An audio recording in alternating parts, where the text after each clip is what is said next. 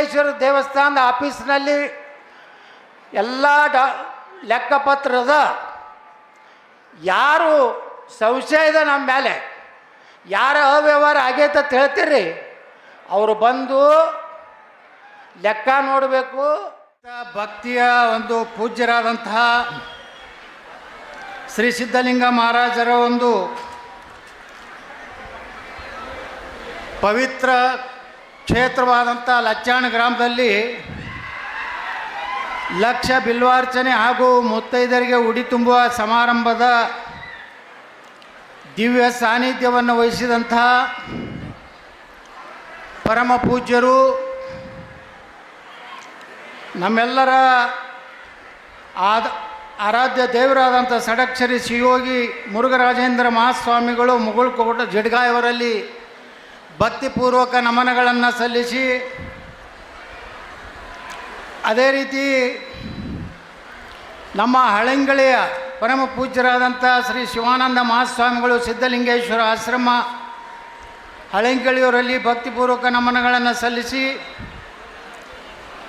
ನಮ್ಮ ಜುನಾ ಅಖಾಡದ ಪರಮ ಪೂಜ್ಯರಾದಂಥ ಶ್ರೀ ಮಹಾಂತ ದೇವಾನಂದಗಿರಿ ಮಹಾಸ್ವಾಮಿಗಳು ಶ್ರೀ ಅಮರನಾಥ ಮಹಾದೇವ ಮಠ ಕುಷ್ಟಗಿಯವರಲ್ಲಿ ಸಹ ಭಕ್ತಿಪೂರ್ವಕ ನಮನಗಳನ್ನು ಸಲ್ಲಿಸಿ, ಪರಮ ಪೂಜ್ಯ ಸ್ತೋತ್ರ ಬ್ರಹ್ಮಿ ಜಗದ್ಗುರು ಶ್ರೀ ಅಭಿನವ ಸಿದ್ಧಾರೂಢ ಮಹಾಸ್ವಾಮಿಗಳು ಶಾಂತಾಶ್ರಮ ಸುಬ್ಬಳ್ಳಿ ಸನ್ಮುಖಾರೂಢ ಮಠ ವಿಜಯಪುರ ಅವರಲ್ಲಿ ಭಕ್ತಿಪೂರ್ವಕ ನಮನಗಳನ್ನು ಸಲ್ಲಿಸಿ, ಈಗ ತಾನೇ ನಮ್ಮಿಂದ ನಿರ್ಗಮಿಸಿದಂಥ ಪೂಜ್ಯರಾದಂಥ ಶ್ರೀ ಅಭಿನವ ಮುರುಘೇಂದ್ರ ಮಹಾಸ್ವಾಮಿಗಳು ಸಂಸ್ಥಾನ ಮಠ ಶಿರ್ಷಾಡೂರಲ್ಲಿ ಭಕ್ತಿಪೂರ್ವಕ ನಮನಗಳನ್ನು ಸಲ್ಲಿಸಿ, ಅತ್ಯಂತ ಸುಂದರವಾಗಿ ಆಶೀರ್ವಚನವನ್ನು ನೀಡಿದಂಥ ಪರಮ ಪೂಜ್ಯ ಶ್ರೀಮನ್ನಿರಂಜನ ಪ್ರಣವ ಸ್ವರೂಪಿ ಅಭಿನವ ಮೃತ್ಯುಂಜಯ ಮಹಾಸ್ವಾಮಿಗಳು ದೇವ ಮಂದಿರ ಮಹಾಮಠ ಮನಕ್ವಾಡರಲ್ಲಿ ಭಕ್ತಿಪೂರ್ವಕ ನಮನಗಳನ್ನು ಸಲ್ಲಿಸಿ, ವೇದಿಕೆ ಮೇಲಿರುವಂಥ ಎಲ್ಲ ಪರಮ ಪೂಜ್ಯರ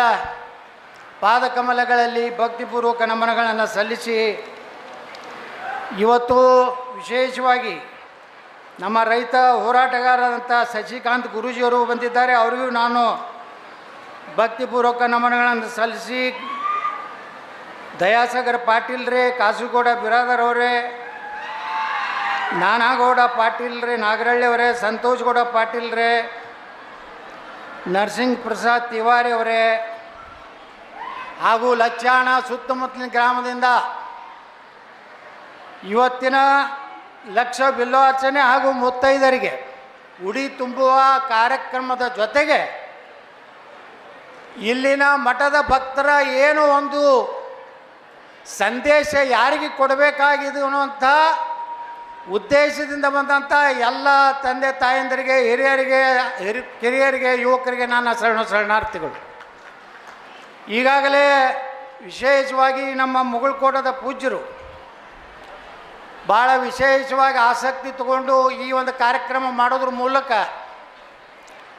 ಏನೋ ಜಿಡ್ಗಾ ಮಠ, ಮುಗುಳ್ಕೋಡು ಮಠ ಇರಲಿ, ಲಚ್ಚಾಣ ಮಠ ಇರಲಿ, ಇದು ಸಾವಿರಾರು ವರ್ಷಗಳ ಸಂಬಂಧ. ಹಿಂದಿನ ಪೂಜ್ಯ ಸಂಗನ ಬಸವ ಮಹಾಸ್ವಾಮಿಗಳು ಏನು ಬಂತನಾಳದ ಸಂಗನ ಬಸವ ಮಹಾಸ್ವಾಮಿಗಳು ಮತ್ತು ಸಿದ್ಧಲಿಂಗ ಮಹಾರಾಜರಿಗೆ ಭಾಳ ಅನ್ಯೋನ್ಯವಾದಂಥ ಒಂದು ಅವರ ಒಂದು ಭಕ್ತಿ, ಸಿದ್ಧಲಿಂಗ ಮಹಾರಾಜರು ಬಂತನಾಳದ ಸ್ವಾಮಿಗಳು ಬಂದಾಗ ನಡ್ಕೊಂಡಂಥ ಭಕ್ತಿ ನೋಡಿಬಿಟ್ರೆ ಬಂತನಾಳದ ಸಂಗನ ಬಸವ ಮಹಾಸ್ವಾಮಿಗಳ ಮೇಲೆ ಆ ಸಿದ್ಧಲಿಂಗ ಮಹಾರಾಜರು ಎಷ್ಟು ದೊಡ್ಡ ಒಂದು ಭಕ್ತಿ ಇರ್ತಿರೋ ಅನ್ನುವಂಥದ್ದನ್ನು ನಾವು ನೆನಪು ಮಾಡ್ಕೋಬೇಕು. ನಮ್ಮ ಜಿಲ್ಲೆಯಲ್ಲಿ ಬಂತನಾಳದ ಸಂಗನ ಬಸವ ಮಹಾಸ್ವಾಮಿಗಳು ಹುಟ್ಟದೇ ಈಗಿದ್ದರೆ ಇವತ್ತು ಬಿಜಾಪುರ ಶಿಕ್ಷಣದ ಕ್ರಾಂತಿ ಮಾಡಲಿಕ್ಕೆ ಆಗ್ತಿರಲಿಲ್ಲ. ಅದಕ್ಕೆ ಕಾರಣ ಯಾರಪ್ಪ ಅಂದರೆ ಬಂತನಾಳದ ಸಂಗನ ಬಸವ ಮಹಾಸ್ವಾಮಿಗಳು. ಅವ್ರ ಹಿಂದೆ ನಿಂತವ್ರು ಯಾರಪ್ಪ ಅಂದರೆ ಮುಗುಳ್ಕೋಡು ಜಿಡ್ಗಾದ ಸಿದ್ಧಲಿಂಗ ಮಹಾರಾಜರು, ಯಲ್ಲಾಲಿಂಗ ಮಹಾರಾಜರು, ಷಡಕ್ಷರಿ ಶಿವಯೋಗಿ ಸಿದ್ದರಾಮೇಶ್ವರರು. ಎಷ್ಟು ಭಕ್ತಿ ಇತ್ತು ಬಂತನಾಳ ಸ್ವಾಮಿಗಳ ಮೇಲೆ ಅಂದರೆ ನಾನು ಸಾಕ್ಷಿ ಇದ್ದೀನಿ. ನಾನು ಸಂಗನ ಬಸವ ಮಹಾಸ್ವಾಮಿಗಳ ಜನ್ಮ ಶತಾಬ್ದಿಯನ್ನು ಮಾಡಬೇಕಂದಾಗ ಮೊದಲ ಮುಂದೆ ಬಂದವರು ಶಿವಯೋಗಿ, ಷಡಕ್ಷರಿ ಶಿವಯೋಗಿ ಸಿದ್ದರಾಮೇಶ್ವರ ಮಹಾಸ್ವಾಮಿಗಳು. ಬಿಜಾಪುರದ ಮುಗುಳ್ಕೋಡು ಮಠಕ್ಕೆ ನಾನು ಕರೆಸಿ ಎಷ್ಟು ಮುಂಜಾನೆ 6:30ಗೆ ನಾನು ಕರೆಸಿದ್ರು. ಭಾಳ ಒಳ್ಳೆಯ ಕೆಲಸ ಮಾಡಕತ್ತೀಯಪ್ಪ ಬಸನಗೌಡ, ಇವತ್ತು ಬಂತ್ನಾಳ ಸ್ವಾಮಿಗಳನ್ನು ಎಲ್ಲರೂ ನೆನಪಾರಿದ್ರು. ಈ ಜಿಲ್ಲೆಯ ಏನಾದ್ರು ಉದ್ಧಾರ ಆಗಬೇಕಾಗಿದ್ದರೆ ಬಂತ್ನಾಳ ಸ್ವಾಮಿಗಳು ದೊಡ್ಡ ಕೊಡುಗೆ ಇದೆ ಅಂತೇಳಿ 5 ಟ್ರಕ್ಕು ಅಕ್ಕಿ ಗೋಧಿ ಕೊಟ್ಟಂಥ ಯಾವುದಾದ್ರೂ ಪೂಜ್ಯರಿದ್ದರೆ ಅದು ಷಡಕ್ಷರಿ ಶಿವಯೋಗಿ ಸಿದ್ದರಾಮೇಶ್ವರ ಮಹಾಸ್ವಾಮಿಗಳು. ಅಷ್ಟೇ ಅಲ್ಲ, ಕಾರ್ಯಕ್ರಮವನ್ನು ಅತ್ಯಂತ ಆನಂದದಿಂದ ನೋಡಿ. ಅವತ್ತು ನಮ್ಮ ಜ್ಞಾನಯೋಗಿ ಸಿದ್ದೇಶ್ವರ ಮಹಾಸ್ವಾಮಿಗಳಿದ್ದರು, ಅನೇಕ ಮಠಾಧೀಶರು ಶಿವಪುತ್ರ ಸ್ವಾಮಿಗಳಿದ್ದರು. ಎಷ್ಟು ಖುಷಿಪಟ್ಟರು ನಮ್ಮ ಶಿವಯೋಗಿ ಷಡಕ್ಷರಿ ಶಿವಯೋಗಿ ಸಿದ್ದರಾಮೇಶ್ವರ ಮಹಾಸ್ವಾಮಿಗಳು. ಕಾರ್ಯಕ್ರಮ ಮುಗಿದ ಮ್ಯಾಗ ನಾನು ಮಠಕ್ಕೆ ಕರೆದು 1 ತೊಲಿ ಬಂಗಾರ ಹಾಕಿ ನನಗೆ ಆಶೀರ್ವಾದ ಮಾಡಿ ಸನ್ಮಾನ ಮಾಡಿದ್ರು. ಅದಕ್ಕೆ ಬಂಧುಗಳೇ, ಲಚ್ಚಾಣ, ಬಂತ್ನಾಳ, ಮುಗುಳ್ಕೋಡ, ಜಿಡ್ಗ ಇವ್ರು ಒಂದಕ್ಕೊಂದು ಬಿಟ್ಟು ಮಾಡೋದು ಭಾಳ ದೊಡ್ಡ ತಪ್ಪಾಗ್ತೈತೆ ನನಗನ್ನಿಸ್ತದೆ. ಈಗ ನೀವು ಅಂತ ಜವಾಬ್ದಾರಿ ತೊಗೊಂಡಿರಂದಮೇಲೆ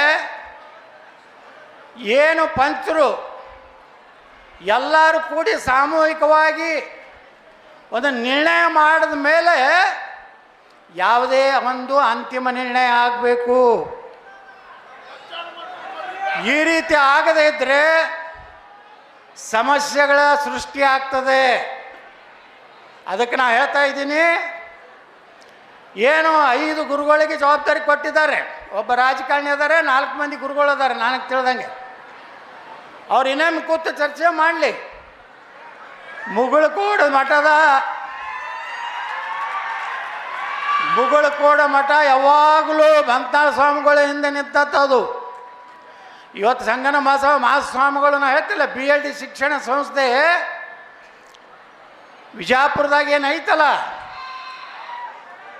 ಅದು ಇಷ್ಟು ದೊಡ್ಡದಾಗಲಕ್ಕ ಯಾರ ಕಾರಣಪ್ಪ ಅಂದರೆ ಬಂತ್ನಾಳದ ಸಂಗನ ಮಹಾಸ್ವಾಮಿಗಳು, ಡಾಕ್ಟರ್ ಪಗು ಹಳಕಟ್ಟಿಯವರು, ಅದರ ಹಿಂದೆ ಎಲ್ಲ ರೀತಿಯಿಂದ ಆಶೀರ್ವಾದ ಮಾಡಿ ಇತ್ತವರು. ಇವತ್ತು ಮುಗುಳ್ಕೋಡು ಜಿಡ್ಗ ಮಠದ ಪೀಠ ಅನ್ನುವಂಥದ್ದನ್ನು ಯಾರೂ ನೆನಪಾರಬಾರ್ದು. ಈಗೆಲ್ಲ ಆಸ್ತಿ ದೊಡ್ಡದಾಗಿದೆ, ಎಲ್ಲ ಒಳ್ಳೆಯದಾಗಿದೆ ಅಂತೇಳಿ ಎಲ್ಲರ ಅಭಿಪ್ರಾಯ ಇದೊಂದು ಯಾವುದೇ ಒಂದು ನಾವು ರಾಜಕಾರಣ ಮಾಡೋದು ಬೇಡ. ಇದ್ರೊಳಗೆ ನಾವೆಲ್ಲರೂ ಕೂಡಿ ಲಕ್ಷಾಣದ ಜನರ ಭಾವನೆ ಏನೈತೆ, ಮುಗುಳ್ಕೋಡು ಅಜ್ಜ ಅವರು ಏನು ನೇತೃತ್ವ ತಗೊಂಡಾರೆ, ಅವರ ನೇತೃತ್ವದಲ್ಲೇ ಅಂತಿಮವಾದಂಥ ನಿರ್ಣಯ ಆಗಬೇಕು. ಇದು ನನ್ನ ಅಭಿಪ್ರಾಯ. ನಾನು ದೊಡ್ಡ ಸಂಸ್ಥೆ ಸಿದ್ದೇಶ್ವರ ಸಂಸ್ಥೆ ಅಧ್ಯಕ್ಷನಿದ್ದೀನಿ, 30 ವರ್ಷದಿಂದ ಇದ್ದೀನಿ. 1.5 ಕೋಟಿ ರೂಪಾಯಿ ಇದ್ದಂಥ ಸಿದ್ದೇಶ್ವರ ಸಂಸ್ಥೆ ಅವತ್ತು ಗೌರ್ಮೆಂಟ್ ವ್ಯಾಲ್ಯೂಯೇಷನ್ನು ನಾವು 2 ವರ್ಷ ಹಿಂದೆ ಇಡೀ ನಮ್ಮ ಸಿದ್ದೇಶ್ವರ ದೇವಸ್ಥಾನದ ಎಷ್ಟು ಆಸ್ತಿ ಅಂತೇಳಿ ವ್ಯಾಲ್ಯೂಯೇಷನ್ ಮಾಡಿದ್ದೀವಿ. ಇವತ್ತು 465 ಕೋಟಿ ರೂಪಾಯಿ ಆಸ್ತಿ ನಾವು ಮಾಡೀವಿ. ನಾವೊಬ್ಬ ಸನ್ಯಾಸಿ ಅಲ್ಲ, ನಾವೊಬ್ಬ ರಾಜಕಾರಣಿ. ಸ್ವಾಮಿಗಳ ಜೋಳಿಗೆ ಅಂದ್ರೆ ರೊಕ್ಕ ತಿನ್ನುವಂಥ ಕೆಟ್ಟ ಚಟ ಯಾರು ಇರ್ತದೆ ಅವ್ರ ಮನೆ ನಟ್ಟವಂಶ ಆಗ್ತದೆ.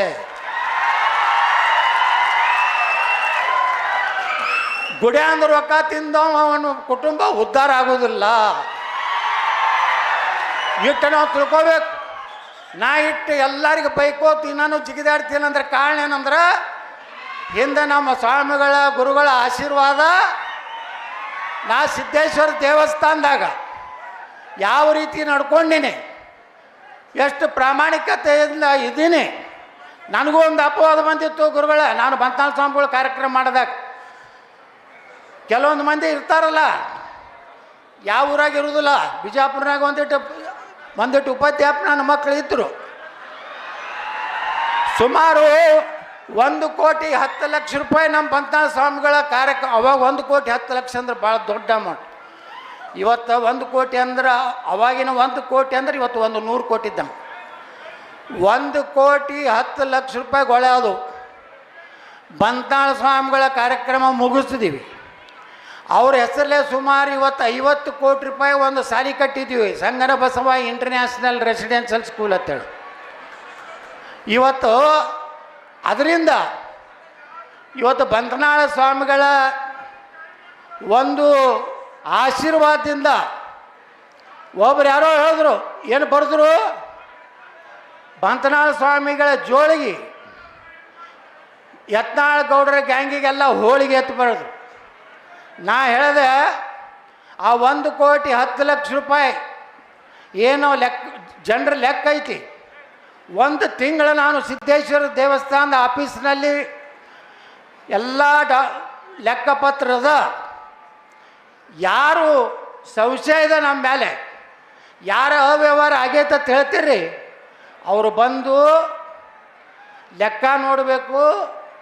ಅವ್ರ ಲೆಕ್ಕ ಏನಾರೇ ನಾವು ಮೋಸ ಮಾಡಿದ್ರೆ, ಈ ಕಾರ್ಯಕ್ರಮದ ರೊಕ್ಕ ತಿಂದಿದ್ರೆ ನಮಗೆ ಆ ಸಿದ್ದರಾಮೇಶ್ವರೇ ನೋಡ್ಕೊಳ್ಳಿ ಅಂತೇಳಿ ಒಂದು ಪತ್ರಿಕಾ ಪ್ರಕಟಣೆಯನ್ನು ಕೊಟ್ಟೆ. 1 ತಿಂಗಳಾದ್ರೂ ಸಹ ಯಾರೂ ಬಂದು ಲೆಕ್ಕ ನೋಡಲಿಲ್ಲ. ಇವತ್ತೇನಾರೇ ರಾಜಕಾರಣದಾಗೆ ಏರುಪೇರು ಇರ್ತವೆ, ಆದರೆ ಜನರ ಭಾವನೆಗೆ ಇವತ್ತು ಜನರ ಮನಸ್ಸದೆ. ಮೂಗೌಡು ಮುಟ್ಟಾರ ಒಂದು ಜವಾಬ್ದಾರಿ ಎಂದು ಕೊಟ್ಟಿರಿ. ಹಳ್ಳಿಗಳಿಗೆ ಪೂಜ್ಯರದಾರೆ, 5 ಮಂದಿ ಕೂಡ್ರಿ, ಯಾರಿಗೂ ತೊಂದರೆ ಆಗದ ರೀತಿಯಲ್ಲಿ, ಯಾರಿಗೂ ಸಂಶಯ ಬಾರದ ರೀತಿಯಲ್ಲಿ ಇವತ್ತು ಈ ಸಮಸ್ಯೆ ಬಗೆಹರಿಸಿ ನಾವೆಲ್ಲ ಒಂದಾಗಿ ಮಠ ಬೆಳಿಬೇಕು. ಲಚ್ಚಾಣದ ಮಠ ಅಂದರೆ ಇವತ್ತು ಲಚ್ಚಾಣ ಅಂದರೆ ಕರ್ನಾಟಕದ ಮೂಲೆಗೆ ಗೊತ್ತೈತಿ. ಯಾಕೆ ಗೊತ್ತೈತನೋ, ಬಂತನಾಳ ಸ್ವಾಮಿಗಳು ಕಟ್ಟಿದಂಥ TCH. ನಾವು ಹೋಗಿದ್ದೆ ಒಮ್ಮೆ ಸುತ್ತೂರು ಮಠದ ಕಾರ್ಯಕ್ರಮಕ್ಕೆ, ನಾ ಕೇಂದ್ರ ಮಂತ್ರಿ ಇದ್ದಾಗ. ಅಲ್ಲಿ ಒಂದು 7-8 ಮಂದಿ ಮಾಸ್ತರ್ಗಳು ಬಂದರು ನನ್ನ ಬಳಿ ಭೇಟಿಗೆ. ಅವ್ರು ಕೇಳಿದೆ, ನಾವೆಲ್ಲ ಇಂಡಿ ತಾಲೂಕದವ್ರಿ, ಬಿಜಾಪುರ ಜಿಲ್ಲೆದವ್ರು ಅಂತ ಹೇಳಿದ್ರು. ಅಲ್ರಿ, ಇಲ್ಲಿ ಪ್ರೈಮರಿ ಸ್ಕೂಲ್ ಟೀಚರ್ ಅದೀವತ್ತು ಹೇಳಿ. ನಾ ಗಾಬರಿ ಆದ, ಎಲ್ಲಿ ಲಚ್ಚಾಣ, ಎಲ್ಲಿ ಯಾವುದದು ಟಿ ನರಸೀಪುರ ಅಂತೇಳಿ ಒಂದು, ಅಲ್ಲಿಯೂ 2-3 ನದಿಗಳು ಕೂಡುವಂಥ ಈ ಒಂದು ಪವಿತ್ರ ಕ್ಷೇತ್ರ. ಅಲ್ಲಿ ನಮ್ಮವ್ರು ಸಿಕ್ಕರು. ಏನು ರಾಯಚೂರು, ಕಲಬುರಗಿ, ಯಾದಗಿರಿ, ಬೀದರ್ ಅಲ್ಲಿ ಹೋದರೂ ಸಹ ಕನ್ನಡ ಶಾಲೆಯಲ್ಲಿ ಮಾಸ್ತರ್ಗಳು ಯಾರಿದ್ರಪ್ಪ ಅಂದ್ರೆ ಅವ್ರು ಬಿಜಾಪುರ ಜಿಲ್ಲೆದವ್ರಿದ್ದರು. ಅದು ಲಚ್ಚಾಣದಲ್ಲಿ ಕಲ್ತಂಥ ಅವರೇ ಮಾಸ್ತರಿದ್ದರು. ಇದನ್ನು ಯಾಕೆ ಹೇಳ್ತೀನಿ ಅಂದರೆ, ಅವತ್ತು ಬಂತನಾಳ ಸ್ವಾಮಿಗಳು ಅಷ್ಟು ಶಿಕ್ಷಣದ ಇದು ಕೊಟ್ಟಿರ್ಲಿಕ್ಕಂದು ನಮ್ಮ 8 ಮಂದಿ ಟೀಚರ್ಗಳು ಇಟ್ಟು ಶಿಕ್ಷಣದಲ್ಲಿ ಒಂದು ಕ್ರಾಂತಿ ಆಗ್ತಿರಲಿಲ್ಲ. ಅದಕ್ಕೆ ಬಂತನಾಳ ಸ್ವಾಮಿಗಳ ಏನು ಜನ್ಮ ಶತಾಬ್ದಿ ಮಾಡಿದ ಮೇಲೆ 2 ಸ್ಕೂಲ್ ಮಾಡಿ ನಾನು ಬಿಜಾಪುರದಾಗ. ಒಂದು ಸಂಗನ ಬಸವ ಅಂತಾರಾಷ್ಟ್ರೀಯ ವಸತಿ ಶಾಲೆ, 2,000 ಹುಡುಗರು ಅದಾವು. 50 ಕೋಟಿ ರೂಪಾಯಿ ಖರ್ಚು ಮಾಡಿ 40 ಎಕರೆದಲ್ಲಿ ಒಂದು ಬಂತನಾಳ ಸ್ವಾಮಿಗಳ ಮೂರ್ತಿ ಇರಲಿಲ್ಲ BLD ಒಳಗೆ. ಆವಾಗ ನಾನು MB ಪಾಲ್ರಿಗೆ ಹೇಳಿದೆ, ನೋಡ್ರಿ, ಇವತ್ತು ಬಿಜಾಪುರ ಏನಾರು ಉದ್ಧಾರ ಆಗಿದ್ದು ಒಂದು ಬಂತನಾಳ ಸ್ವಾಮಿಗಳಿಂದ, ಒಂದು ಪಗು ಅಳೆಕಟ್ಟಿಯವರಿಂದ. ಅವು 2 ಮೂರ್ತಿ ಕೂಡಿಸ್ಬೇಕಂದಾಗ MB ಪಾಲ್ರಿ ಹೇಳಿದ್ರು, ಇಲ್ಲ ಗೌಡ್ರೆ, ನಾ ರೊಕ್ಕ ಕೊಡ್ತೀನಿ, ಅದಕ್ಕೆ ನೀವು ಎಲ್ಲಿ ಮಾಡಿಸ್ತೀರಿ ಅದು ಎಷ್ಟು ರೊಕ್ಕ ಬಂದರೂ ಬರಲಿ, ನಾನು ಕೊಡ್ತೀನಿ ಅಂತ ಹೇಳಿದ್ರು. ನಾವು ಸಿದ್ದೇಶ್ವರ ಗುಡಿ ಕಮಿಟಿಯವರು ಹೋಗಿ ಜೈಪುರದಲ್ಲಿ ಬಂತನಾಳ ಸ್ವಾಮಿಗಳ ಏನೋ ಒಂದು ಮೂರ್ತಿ ಸುಮಾರು 5 ಲಕ್ಷ ರೂಪಾಯಿನೋ ಅವಾಗಿನ ಕಾಲಕ್ಕೆ ಮಕರಾಣ ಕಲ್ಲಿನಿಂದ ಮೂರ್ತಿ ಮಾಡಿಸ್ತೀವಿ. ನಮ್ಮ ಸಂಸ್ಥಾದಾಗ ಒಂದು ಇರಲಿ ಅಂತೇಳಿ ನಾನು ನಮ್ಮ ಶಾಲೆಯಾಗ ಒಂದು ಅಂತೇಳಿ ಅಲ್ಲೇ ಒಂದು, ಅದು ಭಾಳ ಒಂದು 1-1.5 ಲಕ್ಷ ರೂಪಾಯಿ. ಆ 2 ಮೂರ್ತಿಗಳನ್ನು ಜೈಪುರಕ್ಕೆ ಕೊಟ್ಟು ಬಂದು ಇವತ್ತು BLD ಒಳಗೆ ಬಂತನಾಳ ಸ್ವಾಮಿಗಳ ಅಸ್ತಿತ್ವ ಐತಿ ಅನ್ನುವಂಥದ್ದನ್ನು ಸಂದೇಶವನ್ನು ಕೊಡಲಿಕ್ಕೆ ಕಾರಣ ಯಾರಪ್ಪ ಅಂದ್ರೆ ಷಡಕ್ಷರಿ ಶಿವಯೋಗಿ ಸಿದ್ದರಾಮೇಶ್ವರ ಮಹಾಸ್ವಾಮಿಗಳು. ಯಾಕಂದರೆ ಇದು ಕರೆಕ್ಟ್ ಮಾತಾಡೋದೇ ಇಲ್ಲ. ಎಲ್ಲರೂ ಬರೀ ಸಾಪ್ ಸೂಪ ಎಳೆದು ಅದನ್ನು ಕೆಡಿಸ್ಬೇಕತ್ತಾರೆ. ಇವತ್ತು ನೋಡ್ರಿ, ಯಾವುದೇ ಒಂದು ಪೀಠ ಯಾರು ಸಿಲೆಕ್ಷನ್ ಮಾಡ್ತಾರಲ್ಲ, ಆ 5 ಜನ ಬಿಟ್ಟು 5 ಜನರಿಗೆ ಸಂಪೂರ್ಣ ಅಧಿಕಾರ ಕೊಟ್ಟಾರೆ. ಇಡೀ ಎಲ್ಲ ಪೂರ್ತಿ ಅದು ಬಿಟ್ಟು ಇದನ್ನೆಲ್ಲ ಬಿಟ್ಟು ದಂಗಾಲೇಶ್ವರ ಸ್ವಾಮಿ ಒಬ್ಬರು ಯಾರೋ ತೊಗೊಂಡು ಬಂದು ಅವನ ಮಧ್ಯಸ್ಥಿತಿಗೊಳಗೆ ಇವತ್ತೇನು ಮಾಡ್ಯಾರಲ್ಲ. ನಾ ಹೇಳ್ತೀನಿ, ನಾನು ಓಪನ್ ಆಗಿ ಅವಾಗ ಹೇಳೀನಿ, ಪಾಪ 3000 ಮಠದ ಸ್ವಾಮಿಗಳಿಗೆ ಏನು ಅದಾರಲ್ಲ ಜಗದ್ಗುರುಗಳು, ಅವ್ರಿಗೆ ಇಟ್ಟು ತೊಂದರೆ ಕೊಟ್ಟರು, ಕಣ್ಣೀರು ಹಾಕಿದ್ರು. ಕಡೆಗೆ ಹುಬ್ಬಳ್ಳಿ ಧಾರವಾಡದ ಎಲ್ಲರೂ ಭಕ್ತರು ಹೋಗಿ ಹಾನಗಲ್ಗೆ ಹೋಗಿ ಕಾಲು ಹಿಡಿದು ಮತ್ತೆ ಕರ್ಕೊಂಡು ಬಂದರು. ಆ ಮಠ ಹೊಡಿಬೇಕಂತ ಪ್ರಯತ್ನ ಮಾಡಿದ್ದವ ಸ್ವಾಮಿ. ಮುಂದೆ ಸಿರಟ್ಟಿ ಫಕೀರೇಶ್ವರ ಮಹಾಸ್ವಾಮಿಗಳ ತೊಬ್ರು, ಅವ್ರಂತೂ ಪಾಪ ದೇವ್ರಿದ್ದಂಗೆ ಅದಾರ, ನಾನು ನೋಡೀನಿ. ಅವ್ರು ಏನೂ ಮಾತಾಡಿದ್ರೆ ಸುಮ್ಮನೆ ಹಿಂಗೆ ಕುಂಡಿರ್ತಾರೆ. ಅಲ್ಲಿ ಟೊಪ್ಪಿಗೆ ಹಾಕಿಬಿಟ್ಟ, ಏನು ಮಾಡೋದು ಗೊತ್ತಿಲ್ಲ. ಇದು ಟೊಪ್ಪಿಗೆ ಹಾಕೋ ಗಿರೇಕಿ ಐತಿ, ಅದಕ್ಕೆ ಇವರು ಸಿಲೆಕ್ಟ್ ಮಾಡಿದ್ದನ್ನು ನಾವು ಇಲೆಕ್ಟ್ ಮಾಡೋದಿಲ್ಲ ಅಂತೇಳಿ ಸಂದರ್ಭದಲ್ಲಿ ಹೇಳ್ತೀನಿ. ಅದಕ್ಕೆ ನಾ ಅವ್ರಿಗೂ ವಿನಂತಿ ಮಾಡ್ಕೋತೀನಿ, ಅವ್ರೇನು ಇಬ್ಬರು ಸ್ವಾಮಿಗಳಿಗೆ ಎಲ್ಲರೂ ಕೂಡ್ರಿ, ಮುಳ್ಕೋಡು ಅಜ್ಜವ್ರನ್ನ ನೀವು ಮಧ್ಯಸ್ಥಿಕೆ ಮಾಡಿರಿ. ಅವರ ನೇತೃತ್ವದಲ್ಲಿ 5 ಮಂದಿ ಸಮಿತಿಯವರು ನೀವು ಯಾರನ್ನ ಎಸ್ಸತ್ತೀರಿ ಅದಕ್ಕೆ ನಾವೆಲ್ಲ ಕೈ ಮುಗಿದು ಪಾದ ಪೂಜೆ ಮಾಡಿ ಅವನ್ನ ಸ್ವಾಗತ ಮಾಡ್ಕೋತೀವಿ ಅಂತ ಹೇಳಿ ಎಲ್ಲರ ಪರವಾಗಿ. ಎಲ್ಲರದು ಕಬಲ್ ಐತಿಲ್ಲ, ಇದಕ್ಕೆ ಕಬಲ್ ಐತಿಲ್ಲ ಎಲ್ಲರದು. ಇಟ್ಟು ಹೇಳಿ ನಾನು ಮಾತು ಮುಗಿಸ್ತೀನಿ. ಜೈ ಹಿಂದ್, ಜೈ ಕರ್ನಾಟಕ. ಇನ್ನಷ್ಟು ಸುದ್ದಿಗಾಗಿ ನಮ್ಮ ನ್ಯೂಸ್ 11 ಕರ್ನಾಟಕ ಚಾನೆಲ್ಗೆ ಲೈಕ್ ಮಾಡಿ, ಶೇರ್ ಮಾಡಿ, ಸಬ್ಸ್ಕ್ರೈಬ್ ಮಾಡಿ.